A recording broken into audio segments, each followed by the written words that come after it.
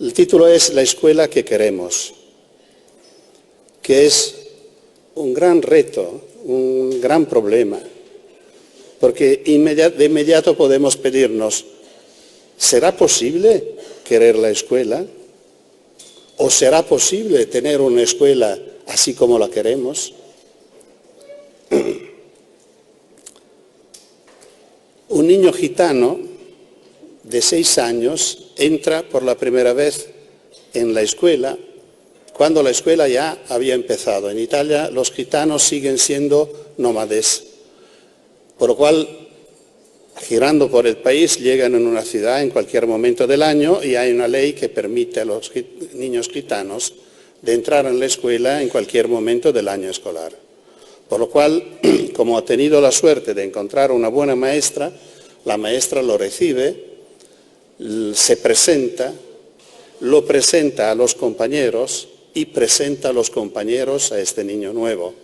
Terminada esta ceremonia de presentación, le dice, bueno, ahora puede ir a sentarte en tu silla.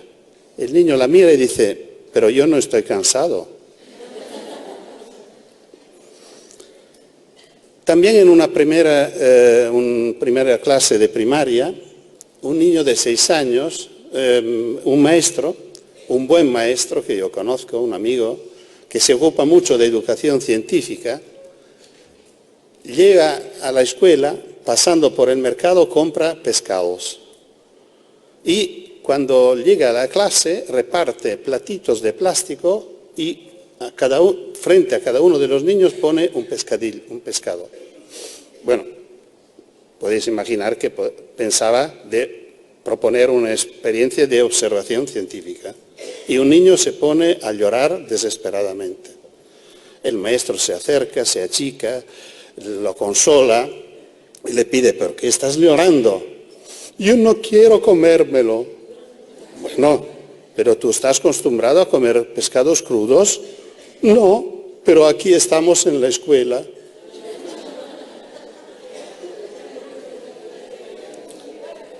Un día, un niño siempre de 6 años,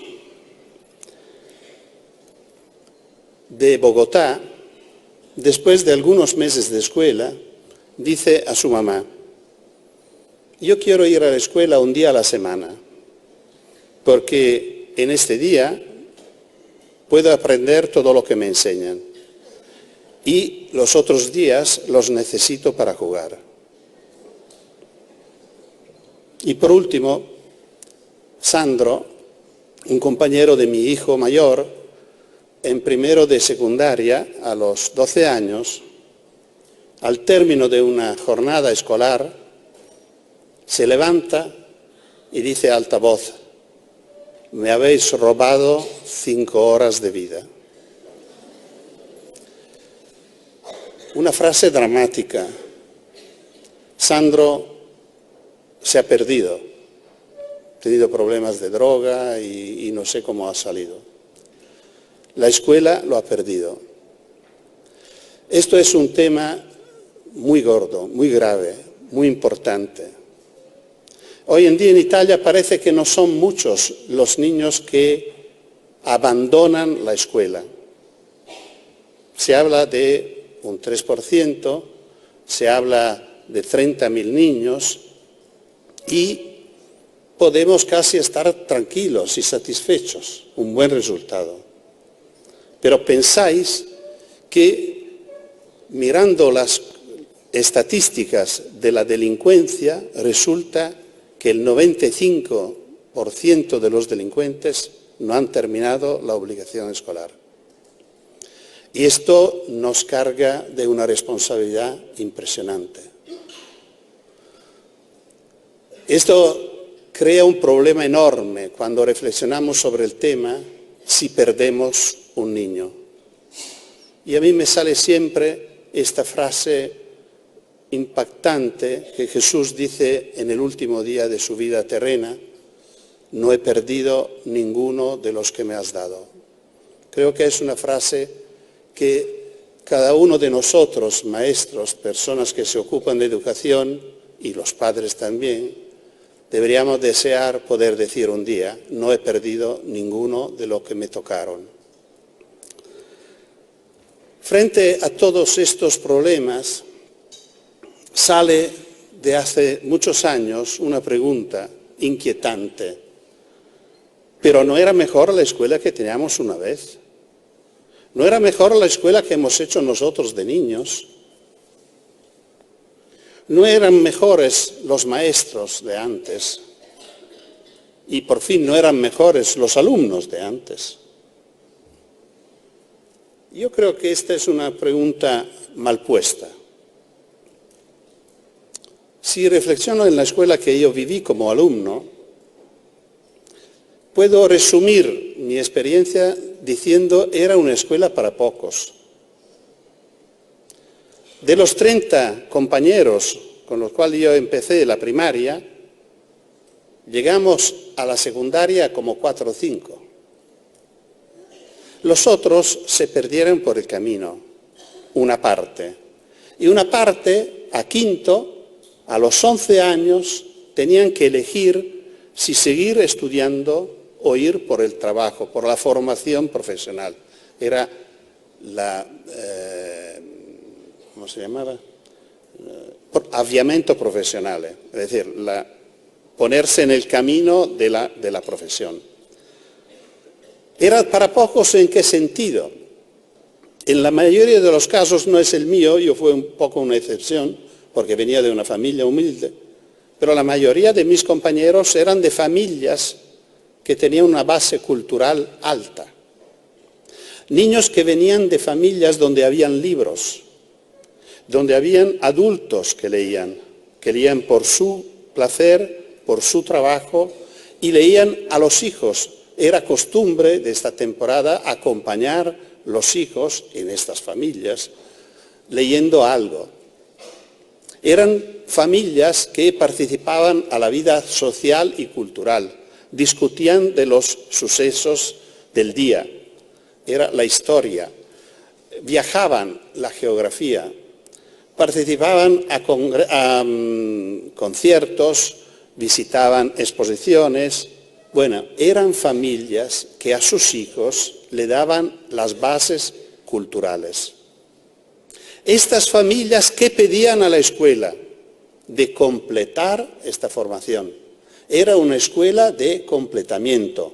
No entro sobre el tema si era eficaz o menos, si lo conseguía bien, pero esto era su papel.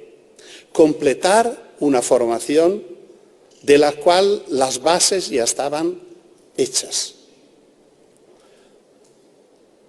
Si lo pensamos así, tiene sentido el hecho, por ejemplo, que en mis notas yo tenía 2 notas de lengua, una de italiano y una de caligrafía. Escribir bien era una dote, una competencia importante para gente que iba a ocupar sitios de funcionarios o importantes en el campo de la cultura. Estamos antes casi de la máquina para escribir, por lo menos no era difundida, y estamos mucho antes de la computadora. Allí tiene sentido que no se enseñaban la historia lejana. Qué raro esto de los fenicios. ¿Por qué a un niño de 8 o 9 años enseñar los fenicios? Bueno, podía ser un completamiento importante, como un enriquecimiento de una cultura de base. Lo mismo por la Groenlandia, la geografía exótica. Bueno, pasaron estos años después de las guerras, para vosotros pasó la dictadura. Las democracias consiguieron un gran resultado civil de garantizar el derecho al estudio a todos los ciudadanos, a todos los chicos y a todas las chicas. Hoy podemos decir que todos los niños italianos y españoles, a pesar que no todos los cumplen, pero bueno, no todos lo terminan en tiempo, pero casi todos cumplen con la obligación escolar. Este es un enorme resultado. Mi duda es que la escuela que ofrecemos a todos sigue siendo la escuela para pocos. Y la mayoría no entiende. No entiende La escuela que me ofrecieron a mí no tenía en ninguna cuenta lo que yo era. Yo era un dibujante. Esta era mi naturaleza. Yo tenía 10 en dibujo. He tenido que llorar tardes y tardes en mi escuela secundaria con los binomios, por ejemplo, fueron un espanto para mí. No podía entender por qué tenía que cambiar a menos b al cuadrado en 2a, ahora no me acuerdo bien, pero porque todo el mundo me decía, no te preocupes, apréndilo y mañana lo entenderás. Tengo 72 años, no lo entendí y me siento traicionado. Yo también puedo repetir lo que ha dicho Sandro.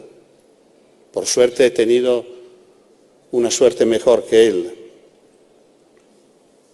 Por lo cual, no podemos decir que era mejor. Podemos decir que era distinta. Y aquí vuelve la pregunta, ¿por qué la escuela que tenemos es una escuela que sufre tanto? Este es otro elemento que me preocupa mucho. Es una escuela que está viviendo un momento muy difícil, porque no le gusta a nadie. Que no le gusta a los alumnos parece normal, y no es normal. Dice Brunner, el problema es que los alumnos se aburren. Eso sí que es un gran problema, que hay que evitar a toda costa. Tampoco esto es normal. Tampoco podemos aceptar que sea normal que los niños se aburren o que los niños odien la escuela o que la escuela no les guste. Pero ya empezamos a preocuparnos más cuando reflexionamos que la escuela de hoy no gusta a los padres. Este es mucho peor.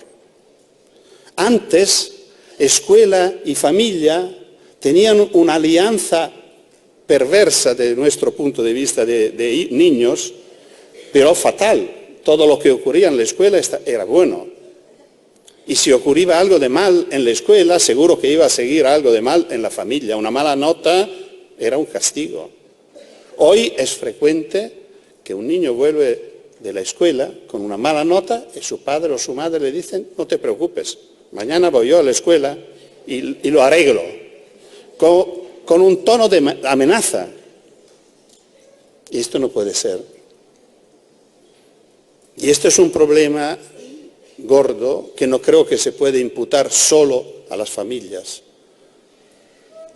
Yo creo que hay problemas recíprocos. La escuela, una buena escuela siempre se ha preocupado de tener una buena relación con las familias. Que las familias sepan, entiendan, comprendan y nos ayuden. Y el contrario también, claro. Y por fin, esta escuela no le gusta a los maestros. Esto no se puede tolerar. ¿Cómo es posible? ¿Y cómo puedo decir esto? ¿Cómo puedo atreverme a decir esto, especialmente frente a tantos maestros y maestras? Lo puedo decir porque en Italia, por lo menos, la profesión docente es una de las profesiones que tienen más problemas médicos, de salud, tanto profesional, entre las varias profesiones. Los maestros, los docentes, las docentes se enferman mucho. Y esto creo que es un síntoma de cuánto no quieren la profesión que están haciendo. Y esto tampoco es comprensible. Una persona que tiene la suerte de trabajar todos los días con niños, lo entiendo muy bien que es cansa. Lo entiendo muy bien que los niños son incómodos, pero que producen enfermedades, esto me parece demasiado. No hay igual en otras profesiones sociales como los médicos, asistentes sociales, los curas. No me resulta que tengan una tasa de enfermedad profesional tan alta.